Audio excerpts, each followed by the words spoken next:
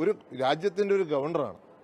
ആ ഗവർണർ അദ്ദേഹത്തിൻ്റെ ഓഫീസ് പറയുകയാണ് വരണം എന്ന് പറയുമ്പോൾ സ്വാഭാവികമായിട്ടും ഒരു ഗവർണർ വരുമ്പോൾ ഞങ്ങൾ ഒരു പരിപാടിക്ക് വിളിക്കുന്നതിന് എന്താ കുഴപ്പം? അദ്ദേഹമാണ് ഇങ്ങോട്ട് പറയുന്നത് വരണമെന്ന്. അല്ല, അദ്ദേഹം ഗവർണർ അല്ലെങ്കിൽ നിങ്ങൾ പറയുന്നതിൽ ഞാൻ എന്തെങ്കിലും അർത്ഥം കണ്ടെത്താം. ഗവർണറാണോ? എനിക്കറിയില്ല, അദ്ദേഹത്തിനെ അറിയുള്ളൂ. ഞാൻ സത്യം പറഞ്ഞാൽ എന്നെ വിളിച്ചപ്പോൾ ഞാൻ തന്നെ അത്ഭുതപ്പെട്ടു പോയി. അതെ, ഞാൻ വിചാരിച്ച ആദ്യം എനിക്ക് അദ്ദേഹത്തെക്കുറിച്ച് അത്രയും അറിവില്ല.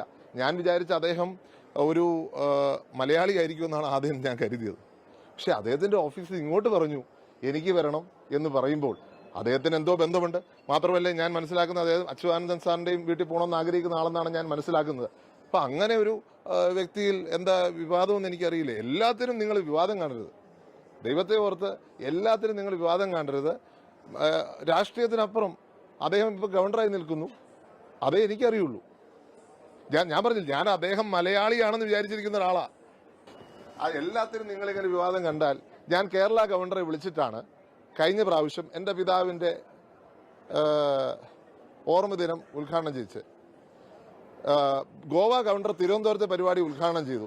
അതിലൊന്നും രാഷ്ട്രീയം കണ്ടെത്താത്തവർ എന്തിന് വിവാദം കണ്ടെത്തുക എന്നുള്ളതാണ്, എന്തിന് വിവാദം കണ്ടെത്തുന്നതാണ് നിങ്ങളുടെ ലക്ഷ്യമെങ്കിൽ കണ്ടെത്തിക്കൊള്ളുക. അല്ല, അദ്ദേഹം